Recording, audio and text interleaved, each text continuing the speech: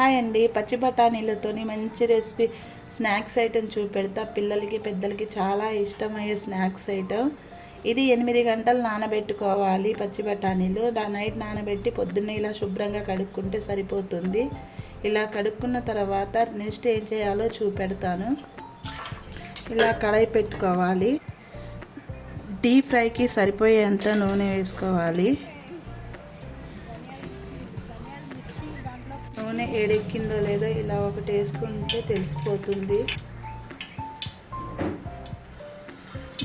నూనె వేడెక్కింది. ఇలా సగం సగం వేసి డీప్ ఫ్రై చేసుకోవాలి.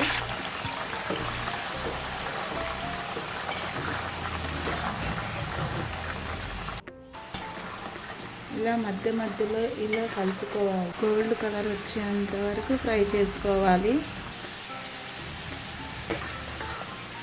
ఇలా ఫ్రై అయితే సరిపోతుంది. గోల్డ్ కలర్ వచ్చేంత వరకు ఫ్రై చేసుకోవాలి. ఇలా ఫ్రై అయిన తర్వాత తీసేసుకుంటే సరిపోతుంది.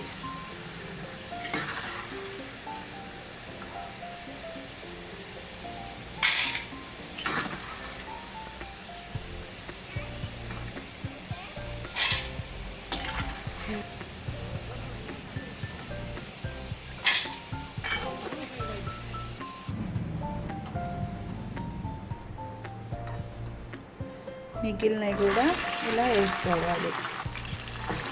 ఇలా ఫ్రై చేసుకుంటుంటే అప్పుడప్పుడు పేలుతాయి, కొంచెం జాగ్రత్తగా ఫ్రై చేసుకోవాలి. ఇలా ఫ్రై అయితే సరిపోతుంది. ఇలా నేను తీసేసుకుంటున్నాను. ఇది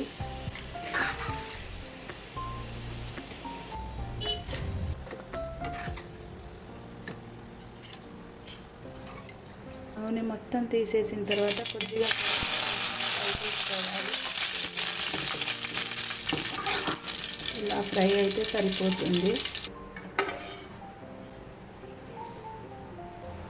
ఫ్రై చేసిన బఠానీలోకి వేసుకోవాలి. ఇవి ఒక 1/2 టీ స్పూన్ ఉప్పు, 1 టీ స్పూన్ కారం వేసి బాగా కలపాలి.